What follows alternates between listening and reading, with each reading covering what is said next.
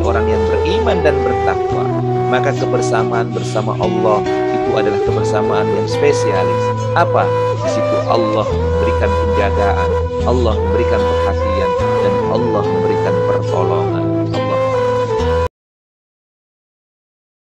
Ikhwani fillah, sekarang kita lanjutkan kembali pembahasan tentang sifat-sifat Allah, memasuki sifat ke-31 dan 32 serta 33, 34. Sifat al-afu atau memaafkan, kemudian sifat al-maghfirah mengampuni, kemudian sifat al-izzah mulia, dan sifat qudrah kuasa atau mampu. Allah Subhanahu wa taala berfirman, "In tubdu khairan aw tukhfuhu aw ta'fu an su' fa innallaha kana 'afuwan qadira." Jika kamu menyatakan sesuatu kebaikan, menyembunyikan atau memaafkan suatu kesalahan orang lain, maka sesungguhnya Allah Maha Pemaaf lagi Maha Kuasa. Surat An-Nisa ayat 149. Kemudian Allah Subhanahu wa taala berfirman, "Walillahil izzatu walirasulihi walil mu'minin." Dan kemuliaan itu hanyalah bagi Allah, Rasulnya, dan orang-orang yang beriman. Al-Munafikun ayat 8. Jadi di sini al-izzah, ya. Walillahil izzatu walirasulihi walil mu'minin. Al-izzah, kemuliaan. Kemudian, ala tuhibbuna ayyaghfirallahu lakum wallahu ghafurur rahim. Apakah kamu tidak ingin bahwa Allah mengampuni, dan Allah Maha Pengampun lagi Maha Penyayang. Jadi di sini adalah pengampunan, ya, pengampunan, al-afu. Jadi al-afu, al-maghfirah. Ya, kemudian dalam ayat-ayat yang disebutkan tadi, Allah menetapkan bagi dirinya sifat al-afu, memaafkan, al-maghfirah, mengampuni, al-izzah, mulia, dan al-qudrah, kuasa dan mampu. Karena itu kita pun meyakininya sebagai sifat Allah dengan makna yang layak baginya. Tidak ada satupun dari makhluk-makhluk Allah yang menyerupai sifat-sifat tersebut. Kemudian kita masuk kepada sifat al-istiwa, bersemayam, dan al-ulu, tinggi. Allah Subhanahu wa taala berfirman, Ar-Rahmanu 'alal arsy istawa. Allah yang Maha Pemurah yang bersemayam di atas arsy. Sifat itu disebutkan oleh Allah di 7 tempat dalam Al-Quran. Dan kita meyakini apa yang telah ditegaskan oleh Allah bagi dirinya. Kita mengatakan bahwa dia benar bersemayam dengan sifat bersemayam yang layak dengan kebesarannya. Bersemayam itu telah diketahui artinya. Bagaimananya tidak diketahui, mengimaninya merupakan kewajiban. Sedangkan bertanya mengenainya adalah bid'ah, dan inilah mazhab Ahlus Sunnah wal Jamaah. Jadi berkaitan dengan ini, sudah dijelaskan terlebih dahulu dengan termasuk tahrif. Artinya dia, ya, merubah maknanya, merubah makna, atau dia merubah lafaz. Nah, ini yang tidak diperbolehkan dalam akidah Ahli Sunnah wal Jamaah dan tidak dibenarkan. Merubah atau menambah atau mengurangi dari sifat-sifat Allah Subhanahu wa taala. Kemudian ilaihi yas'adul kalimut thayyib wal 'amalus shalihu yarfa'u. Kepadanya lah naik perkataan-perkataan yang baik dan amal-amal yang solih dinaikkannya. Jadi surat Al-Fatir ayat 10. Al-ulu, tinggi, merupakan sifat dzati bagi Allah Ta'ala. Dia memiliki ketinggian absolut, ketinggian zat, ketinggian kekuasaan, ketinggian pemaksaan. Dalam hadis disebutkan, wal arsyu fawqal ma'. Wallahu fawqal arsy wa huwa ya'lamu ma antum 'alaihi. Arsy itu di atas air, sedangkan Allah di atas arsy dan dia mengetahui apa yang kamu di atasnya. Jadi kita pun dilarang untuk kemudian takyif. Bagaimana Allah di atas arsy, mempertanyakan itu adalah merupakan kebatalan dalam akidah Ahli Sunnah wal Jamaah, karena dia adalah merupakan takyif yang dilarang di dalam akidah Ahli Sunnah wal Jamaah. Kemudian sifat yang berikutnya adalah sifat ma'iyah, kebersamaan bagi Allah Ta'ala. Allah menjelaskan, Walladhi khalaqas samawati wal arda fi sittati ayyam, summa stawa 'alal arsy ya'lamu ma yariju fil ardi wa ma yakhruju minha, wa ma yanzilu minas samai wa ma ya'ruju fiha, Wa huwa ma'akum aynama kuntum wallahu bima ta'maluna basir. Wa huwa ma'akum. Stressingnya adalah dia bersama kamu di mana saja kamu berada. Kemudian Allah menjelaskan di dalam surat An-Nahl 128. Innallaha ma'al ladzina taqaw wal ladzina hum muhsinun. Sungguhnya Allah bersama orang-orang yang bertakwa dan orang-orang yang berbuat kebaikan. Ma'al ladzina taqaw, innallah, Allah bersama orang yang bertakwa dan mereka yang berbuat kebaikan.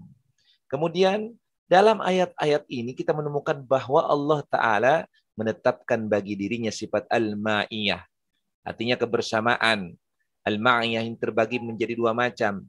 Pertama, kebersamaan Allah dengan seluruh makhluk yang konsekuensinya berupa sifat al-ilmu, mengetahui, al-ihatah, meliputi, dan al-ibla, melihat. Dalil kebersamaan ini berdasarkan surat Al-Hadid tadi. Kemudian yang kedua adalah kebersamaan Allah khusus dengan orang-orang yang beriman dan bertakwa. Yang konsekuensinya berupa penjagaan, perhatian, dan pertolongan. Kebersamaan yang umum termasuk salah satu sifat dzatiyah, sedangkan kebersamaan yang khusus termasuk salah satu sifat fi'liyah.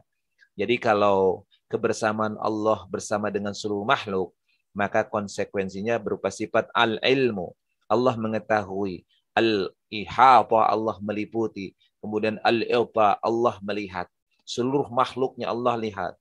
Allah meliputi seluruh makhluknya. Allah meliputi seluruh ilmunya terhadap makhluknya. Tetapi ketika kebersamaan Allah khusus dengan orang-orang yang beriman bertakwa, bagi orang yang beriman dan bertakwa, maka kebersamaan bersama Allah itu adalah kebersamaan yang spesialis. Apa? Di situ Allah memberikan penjagaan, Allah memberikan perhatian, dan Allah memberikan pertolongan. Allahu Akbar. Jadi kalau kita beriman dan bertakwa, Allah pasti memberikan perhatian khusus, membersamakan kita, menyertai kita, sehingga kita dijaga, diperhatikan, dan ditolong oleh Allah Subhanahu wa Ta'ala. Kemudian, kebersamaan yang umum termasuk salah satu dari sifat dzatiyah. Jadi sifat dzatiyah ini adalah kebersamaan umum. Artinya Allah mengetahui, Allah meliputi, Allah melihat. Sedangkan kebersamaan yang khusus termasuk salah satu fi'liyah, perbuatan Allah. Allah berkehendak apa? Allah menjaga, Allah memperhatikan, Allah memberikan pertolongan. Baginda Rasulullah SAW bersabda, Inna ahadakum idza qama fi salati fa innahu yunaji rabbahu bainahu wa bainal qiblati. Fala yabzuqanna ahadukum fala yabzuqanna ahadakum qibala wajhi walakin an yasarihi aw tahta qadamaihi wa fi riwayatin au tahta qadamihil yusra. Sesungguhnya bila seorang dari kamu berdiri dalam salatnya, maka ia sesungguhnya bermunajat kepada Rabb-Nya. Rabb-Nya berada di antara dirinya dan kiblat. Karena itu, janganlah salah seorang dari kamu meludah di hadapan wajahnya. Tetapi hendaklah ia meludah di sebelah kirinya atau di bawah kedua telapak kakinya. Dalam riwayat lain, atau di bawah telapak kaki kirinya. Ini diriwayatkan oleh Imam Bukhari dalam kitab Fathul Bari, dijerahkan oleh Ibnu Hajar Al-Asqalani, dan juga ada di dalam Sahih Muslim. Allah Subhanahu wa taala menjelaskan walladzi tad'unahu aqrabu ila ahadikum min unuq rahilati ahadikum. Walladzi tad'unahu aqrabu ila ahadikum min unuqi rahilati ahadikum.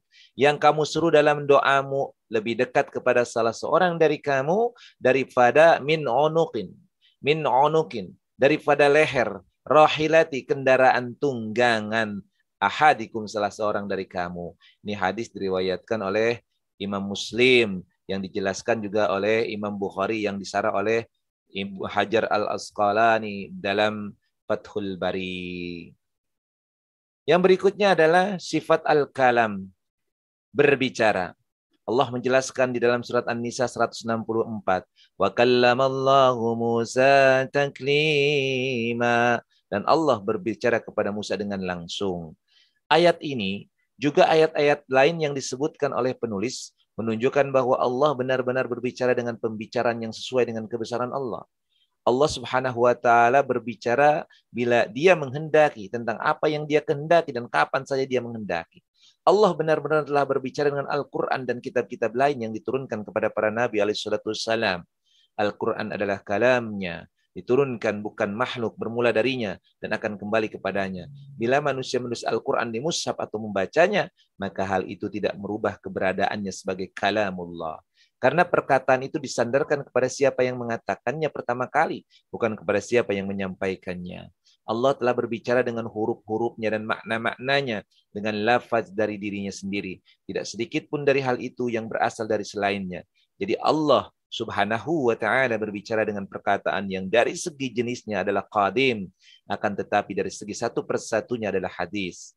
Dan dia terus-menerus berbicara dengan huruf, suara, dan perkataan yang didengar oleh siapa saja di antara makhluknya yang dia kehendaki. Allah akan berbicara kepada orang-orang mukmin pada hari kiamat dan sebaliknya mereka berbicara kepada Allah. Pembicaraan Allah terjadi dengan zatnya dan merupakan sifat zatnya sekaligus sifat perbuatan. Karena itu ia masih dan akan terus berbicara apabila Allah menghendaki dengan pembicaraan yang sesuai dengan kebesaran Allah. Nabi sallallahu alaihi wasallam bersabda, "Ma minkum min ahadin illa wasayukallimuhu rabbuhu laisa bainahu turjuman. Ma minkum min ahadin illa wasayukallimuhu rabbuhu laisa bainahu turjuman." Tidak ada seorang pun di antara kamu kecuali Rabb-nya akan berbicara dengannya tanpa perantaraan seorang penerjemah. Jadi ini diriwayatkan oleh Al-Bukhari dan Al-Muslim yang dijelaskan disarah oleh Ibnu Hajar Al-Asqalani dalam Fathul Bari.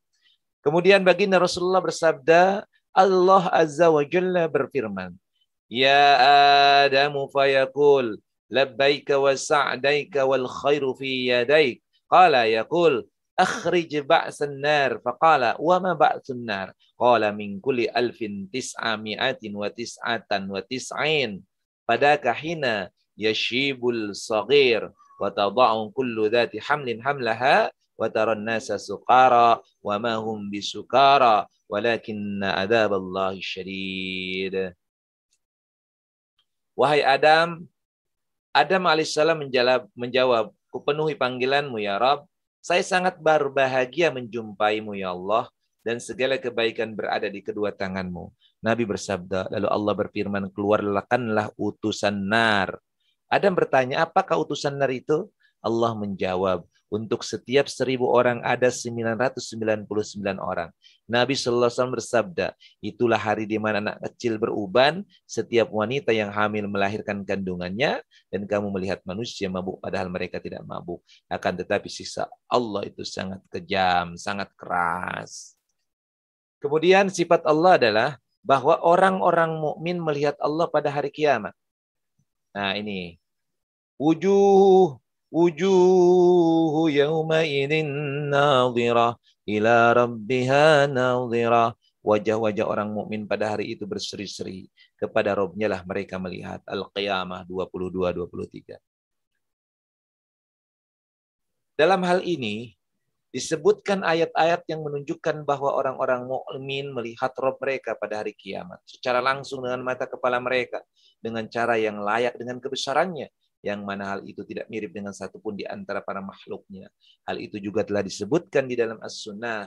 Nabi SAW bersabda, bila penduduk jannah tidak masuk jannah, bila penduduk jannah telah masuk jannah, Allah tabaraka wa ta'ala berfirman, inginkah kalian jika aku menambahkan sesuatu untuk kalian? Mereka bertanya, tidakkah engkau telah menjadikan wajah kami menjadi putih? Engkau masukkan kami ke jannah dan engkau selamatkan kami dari nar. Maka Allah menyingkapkan hijab. Tidak ada sesuatu yang diberikan kepada mereka yang lebih mereka sukai daripada kenikmatan melihat kepada Rabb mereka Azza wa Jalla. Allahu Akbar. Ini luar biasa. Jadi dijelaskan di sini bahwa nikmat yang terbesar adalah ketika kita melihat Allah Subhanahu wa Ta'ala. Jadi nikmat yang paling disukai oleh makhluk adalah dapat melihat Allah Subhanahu wa Ta'ala. Baginda Rasulullah kemudian membaca ayat ini, lilladzina ahsanul husna wa ziyadah. Bagi orang-orang yang berbuat baik ada pahala yang terbaik, yaitu surga dan tambahannya yaitu melihat wajah Allah Subhanahu wa Ta'ala. Pendapat orang-orang mukmin melihat Rabb mereka pada hari kiamat ini disepakati oleh para nabi, rasul dan seluruh sahabat, tabi'in, imam kaum muslim dalam berbagai masa. Yang menentang pada pendapat ini hanyalah orang-orang Jahmiyah dan Mu'tazilah serta orang-orang yang mengikuti mereka. Pendapat mereka itu batil dan tertolak dengan Al-Qur'an dan As-Sunnah. Ya. Kemudian Nabi Shallallahu Alaihi Wasallam bersabda, Innakum satarawna rabbakum kama tarawna hadal qamar la tudammuna fi ru'yati fa in istata'tum alla tughlabu ala salatin qabla tulu'i syamsi wa salatin qabla ghurubi syamsi faf'alu. Sesungguhnya kalian akan melihat Rabb kalian sebagaimana kalian melihat bulan ini. Kalian tidak berjubel dalam melihatnya. Maka apabila kalian bisa dengan sepenuh daya menjaga sholat sebelum matahari terbit, artinya sholat fajar, dan sholat sebelum matahari tenggelam, sholat asar, maka lakukanlah. Ini hadis diriwayatkan oleh Al-Bukhari dan Muslim. Kemudian berikutnya adalah sifat Allah turun ke langit dunia setiap malam. Jadi Allah turun ke langit dunia setiap malam. Nabi SAW bersabda, Yanzilu Rabbuna tabaraka wa ta'ala kulla laylatin ila samai dunya hina yabqa sulusul laylil akhir. Yaqulu man yad'uni fa astajib lah. Man yas'aluni fa'u'tiyahu wa man yastaghfiruni fa'aghfiralah. Rabb kita tabaraka wa ta'ala turun pada setiap malam ke langit dunia. Ketika masih tersisa sepertiga malam terakhir, dia berfirman, siapa yang berdoa kepadaku, niscaya aku akan mengabulkannya. Siapa yang memohonkan kepadaku, niscaya aku memberinya. Siapa yang meminta ampunan kepadaku, niscaya aku akan mengampuninya. Allahu Akbar. Jadi ini luar biasa nih. Hadis ini diriwayatkan Imam Bukhari dan Imam Muslim. Jadi waktu sepertiga akhir malam ini adalah waktu yang sangat luar biasa untuk kita bermunajah kepada Allah Subhanahu wa taala karena Allah pasti mengabulkannya dan waktu yang sangat tepat untuk kita memohon apa-apa yang kita harapkan saya Allah akan memberinya dan waktu yang tepat untuk kita bermohon ampun kepada Allah Subhanahu wa taala maka niscaya Allah akan mengampuninya. Manfaatkanlah 1/3 malam terakhir itu dalam rangka bermunajah, berzikir, melakukan sholat, intinya berinteraksilah dengan Allah Subhanahu wa taala karena ini adalah fasilitas yang luar biasa yang diberikan Allah untuk kita. Sayang kalau kita tidak memanfaatkannya. Kemudian dijelaskan kembali bahwa hadis yang disepakati kesohihannya ini merupakan dalil yang sahih dan gamblang yang menyatakan turunnya Allah ke langit dunia pada setiap malam ketika masih tersisa sepertiga malam terakhir. Turunnya Allah Ta'ala ini sesuai dengan kebesaran dan keagungannya. Turun merupakan salah satu sifat fi'aliyah. Dia turun ketika dia menghendaki dan kapan saja Allah menghendaki. Arti turun telah diketahui, tetapi bagaimana keadaan turunnya itu tidak diketahui. Mengimaninya merupakan kewajiban, sedangkan bertanya mengenainya adalah bid'ah. Demikian pula turunnya Allah pada hari kiamat. Sebagaimana disebutkan di dalam Al-Quran dan As-Sunnah. Turun Allah tidak sama dengan turunnya tubuh manusia dari atap rumah ke tanah. Yang mana atap tetap berada di atasnya. Tetapi Allah maha suci dari hal yang demikian itu. Nah ini. Kemudian sifat al-farah, gembira. Baginda Rasulullah SAW bersabda, Allahu afrahu bitaubati abdih min ahadikum saqata ala ba'irihi wa qad adallahu fi ardi falahin. Jadi, wa qad adallahu fi ardi falatin. Allah lebih gembira dengan taubat seorang hambanya dibandingkan dengan kegembiraan salah seorang dari kalian. Allah lebih gembira dengan taubat seorang hambanya dibanding dengan kegembiraan salah seorang dari kalian yang menemukan untanya yang telah hilang di padang pasir yang luas. Luar biasa. Allah gembira dengan seorang hamba yang taubat. Bahkan kegembiraannya melebihi kita manusia.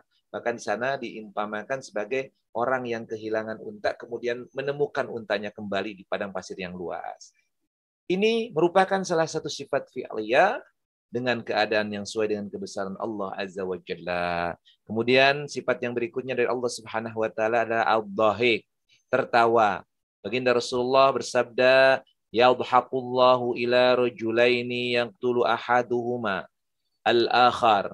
Jadi yadhaqullahu ila rajulaini yaqtulu ahaduhuma al-akhar kilahuma yadkhulul jannah faqalu kaifa ya Rasulullah? Qala yuqatilu hadha fi sabilillahi azza wa jalla. Kemudian fayustashhadu thumma yatubullahu ala qatil thumma yatubullahu ala qatil fayusallimu fayuqatilu fi sabilillahi azza wa jalla fayustashhadu.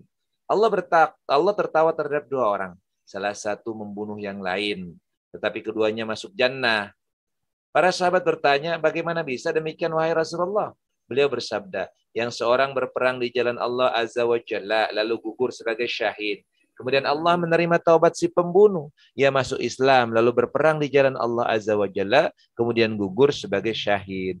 Jadi ini cerita tentang orang yang berperang. Yang satu ketika berperang dia masih kafir, membunuhlah orang muslim ini. Maka orang mukmin yang muslim meninggal ini dalam keadaan syahid, masuk surga dia. Dan kemudian orang yang membunuh ini dari kafir dia akhirnya taubat. Masuklah dia ke dalam Islam, menjadi muslim dan mukmin yang baik. Kemudian ikut berperang, berjihad, dan dia gugur di dalam jihad. Ini makna daripada hadis yang disampaikan oleh Imam Bukhari dan Imam Muslim yang disarah oleh Ibnu Hajar Al-Asqalani dalam Fathul Bari. Dalam hadis ini terdapat dalil yang sahih dan tegas yang menyatakan sifat tertawa bagi Allah yang layak dengan kebesarannya.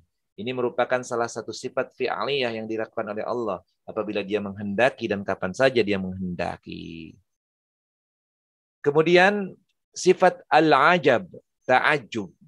Nabi SAW bersabda, laqad ajiballahu azza wa jalla aw dhahika min fulan wa fulana. Fa'anzalallahu azza wa jalla wa yu'thiruna ala anfusihim walau kana bihim khasasa. Allah sungguh takjub atau tertawa oleh si fulan dan fulana. Maka Allah azza wa jalla menurunkan dan mereka mengutamakan orang-orang muhajirin atas diri mereka sendiri sekalipun mereka dalam kesusahan. Ini hadis. Ini ayat Al-Quran sekaligus hadis, terutama berkaitan dengan ayat Al-Quran adalah ketika terjadi hijrah ya antara kaum muhajirin dan ansar, di mana kaum ansar menyambut kaum muhajirin begitu luar biasa. Mereka mengutamakan saudaranya kaum muhajirin sekalipun dibandingkan dirinya padahal mereka sangat membutuhkan. Dalam hadis sahih ini nyatakan sifat ta'ajub yang merupakan salah satu sifat fi'liyah. Jadi Allah Ta'ala ta'ajub apabila dia menghendaki dan kapan saja dia menghendaki dengan keadaan yang layak dan dengan kebesarannya. Tidak ada sesuatu pun yang menyerupainya dan dia maha mendengar lagi, maha melihat. Ikhwani fillah, kita lanjutkan tentang sifat qadamur rahman, telapak kaki Allah.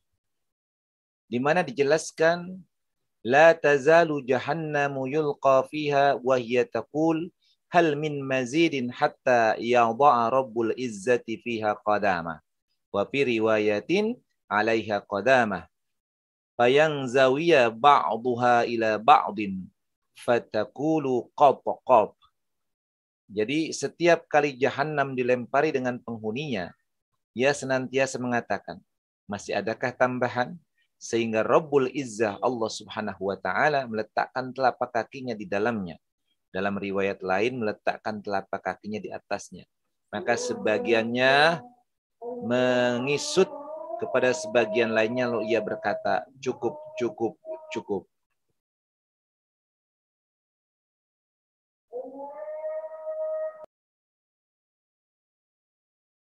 Kemudian dalam hadis ini dinyatakan adanya kaki bagi Allah yang Maha Rahman dengan keadaan yang layak dengan kebesarannya sebagaimana telah kita jelaskan terdahulu. Kemudian sifat fi'liyah dan sifat zatiyah bagi Allah. Sifat Allah dibagi menjadi dua. Yang pertama sifat zatiyah, yaitu sifat yang tidak terpisahkan dari Allah Ta'ala.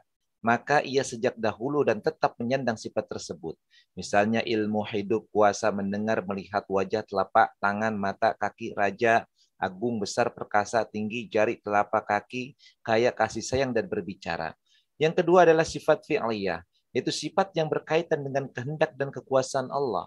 Misalnya bersemayam, turun, tiba, tertawa, ridha, ta'ajub, murka, datang, menghidupkan, mematikan, gembira, marah, benci, cinta. Semua sifat ini disebut qadim, ada sejak dahulu. Dari segi jenisnya dan baru dari segi terjadinya satu persatu. Sifat-sifat tersebut juga sifat-sifat fi'liyah yang lain. Berkaitan dengan kehendak Allah. Bila dia berkehendak, dia melakukannya, sedangkan bila dia tidak berkehendak, dia tidak melakukannya. Jadi ada sifat zatiyah, ada sifat fi'aliyah. Sifat zatiyah adalah sifat yang tidak terpisahkan dari Allah Ta'ala. Ya, sedangkan sifat fi'liyah sifat yang berkaitan kehendak dan kekuasaan Allah. Ada zatiyah melekat pada diri Allah, dan ada sifat fi'liyah, ada kehendak dan kekuasaan. Kemudian sifat fi'liyah sekaligus zatiyah. Kadang-kadang suatu sifat bisa dikategorikan dalam sifat fi'liyah sekaligus zatiyah. Misalnya sifat berbicara kalam. Asalnya merupakan sifat zatiyah. Karena dia sejak dahulu dan tetap berbicara. Tetapi bila dilihat dari terjadinya satu persatu, berbicara merupakan sifat fi'liyah. Karena berbicara itu berkaitan dengan kehendak Allah. Dia berbicara kalau menghendaki. Sebagaimana firman Allah, innama amruhu idza arada syai'an ayyakula lahu kun fayakun. Sungguhnya perintahnya apabila dia menghendaki sesuatu hanyalah mengatakan jadilah, maka terjadilah dia. Setiap sifat yang berkaitan dengan kehendak Allah Ta'ala adalah mengikuti kebijaksanaan Allah. Kadang-kadang hikmah tersebut kita mengerti, tetapi kadang-kadang kita tidak mampu mengetahuinya. Akan tetapi kita yakin dengan seyakin-yakinnya bahwa Allah tidak menghendaki sesuatu apapun, kecuali hal itu sesuai dengan hikmah. Hal ini disyaratkan dalam firman Allah, wa ma tasyauna illa ayyasha Allah, innallaha kana aliman hakima. Dan kamu tidak mampu menempuh jalan itu kecuali bila dikehendaki Allah, sesungguhnya Allah Maha mengetahui lagi Maha bijaksana. Al-Insan ayat 30. Inilah berkaitan dengan sifat-sifat Allah. Allah memiliki sifat zatiyah dan memiliki sifat fi'aliyah. Kedua sifat ini adalah selalu ada pada diri Allah Subhanahu wa taala, tidak bisa dirubah maupun diganggu-ganggu kecuali apa atas pembahasan tentang sifat-sifat Allah secara tafsil, secara terperinci di dalam mazhab Ahlus Sunnah wal Jamaah. Sebagai sebuah kesimpulan bahwa kita sebagai orang yang harus memegang teguh akidah, terutama bagi kita yang berada dalam akidah Ahlus Sunnah wal Jamaah, maka yang harus diperhatikan, kita harus mengimani tentang sifat-sifat Allah, baik itu sifat zatiyah maupun fi'liyah. Kita mengimani asma-asma Allah, sifat dan asma Allah kita harus mengimani dengan sekuat-kuatnya.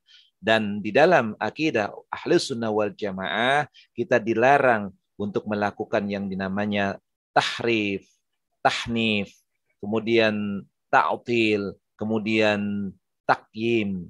Artinya takyif, ataupun kita melakukan yang namanya tamsil.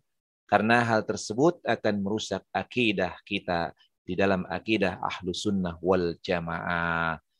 Mudah-mudahan yang pertama bahwa akidah Ahlus Sunnah wal Jamaah mengimani adanya sifat-sifat Allah dan juga asma-asma Allah.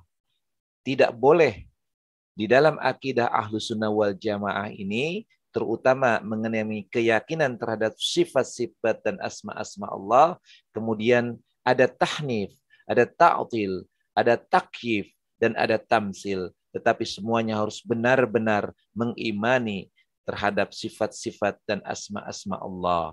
Baik itu sifat yang termasuk zatiyahnya Allah maupun sifat fi'liyahnya Allah Subhanahu wa taala.